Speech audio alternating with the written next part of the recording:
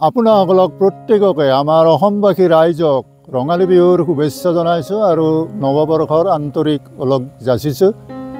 বিহুৰ কথা মনত পৰিলে সঁচাই অসমীয়া হৈ আমি অতি গৌৰৱ অনুভৱ কৰোঁ আৰু আমাৰ শিল্পী সমাজক লৈও আমি যথেষ্ট গৌৰৱ অনুভৱ কৰোঁ। কিন্তু বৰকৈ দুখ লাগিছে, বৰ আঘাত পাইছোঁ। হঠাৎ আমি সেইদিনা চানমাৰীৰ যি পূব গুৱাহাটী বিহুস্থলী, এই বিহুতলীত আমাৰ প্ৰখ্যাত শিল্পী, কণ্ঠশিল্পী তথা গীতিকাৰ দিগন্ত ভাৰতীক যি ধৰণৰ অপমান কৰা হ'ল, এই অপমানে সমগ্ৰ শিল্পী জগতক, সমগ্ৰ আমাৰ অসমবাসীৰ অন্তৰত অতিকৈ দুখৰ এটা মুখ্যম আঘাত হানিছে।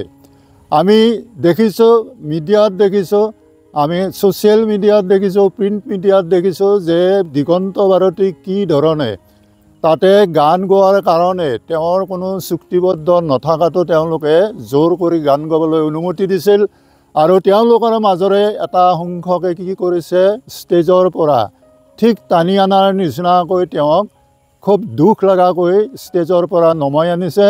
এইটো খুব শিল্পী সমাজৰ প্ৰতি এটা দুখ লগা কাহিনী হৈছে। আচলতে কাহিনীটো আছিল এনেকুৱা যে ভাস্বতী ভাৰতী, দিগন্ত ভাৰতীৰ পত্নী, সুগায়িকা, তেওঁ সেই ফাংচনখনত চুক্তিবদ্ধ হৈ গীত গোৱাৰ কাৰণে আহিছিল আৰু তাকে চাবলৈ দিগন্ত ভাৰতীও আচলতে দৰ্শক হৈ আহিছিল। কিন্তু কমিটিৰ যি আহ্বান, কমিটিৰ যি হেঁচা, সেই হেঁচাক তেওঁ প্ৰত্যাখ্যান নকৰি এটা গীত গোৱাৰ কাৰণে মঞ্চত উঠোঁতে তেওঁলোকে সীমান্ত ঠাকুৰীয়া নামৰ যিজন আমাৰ এই সমিতিৰ সম্পাদক, তেখেতে আৰু আন দুই এজনে কি কৰিলে, তেওঁক মঞ্চৰ পৰা নমাই আনিলে। এইটো এটা শিল্পী জগতৰ প্ৰতি মুখ্যম আঘাত হৈছে আৰু অন্ততঃ দিগন্ত ভাৰতীৰ নিচিনা এজন সুচৰিত্ৰ আৰু নিষ্ঠাৱান শিল্পী, আমাৰ সংগীত জগতৰ এজন নিষ্ঠাৱান কৰ্মী, তেওঁৰ কোনো চেকা নাই। তেওঁ এজন সুদক্ষ শিল্পী, সুদক্ষ গীতিকাৰ আৰু সুদক্ষ এজন বিচাৰক। গতিকে আমাৰ শিল্পী সমাজক, বিশেষকৈ দিগন্ত ভাৰতীক যি তেওঁলোকে এনেকুৱা অত্যাচাৰ বুলি ক'ব লাগিব, যি অমানসিক তেওঁলোকে অপমান কৰিলে, এই অপমানৰ কেতিয়াও তাৰমানে তেওঁ নিজে শান্তি নাপাব যদি ইয়াৰ সুবিচাৰ কৰা নহয়। কিন্তু দেখা গৈছে যে যি সময়ত আমাৰ ঋতু কলিতাই শিল্পী সমাজক এটা মন্তব্য দিয়াৰ কাৰণে অলপ চোকা ভাগেৰে কোৱা কাৰণে ঋতু কলিতাৰ বিৰুদ্ধে শিল্পী সমাজে একগোট হৈ দিছপুৰ থানাত এজাহাৰ দাখিল কৰি ঋতু কলিতাক সেই থানাত হাজিৰ কৰাৰ কাৰণে তেওঁলোকে সক্ষম হৈছিল। কিন্তু আজি ক'ত শিল্পী সমাজ? আজি তেওঁলোক কিয় একগোট হ'ব পৰা নাই? দিগন্ত ভাৰতী কিবা কেলেংকাৰীত অভিযুক্ত মানুহ নেকি যে শিল্পী সমাজে আজি মাত মাতিব পৰা নাই?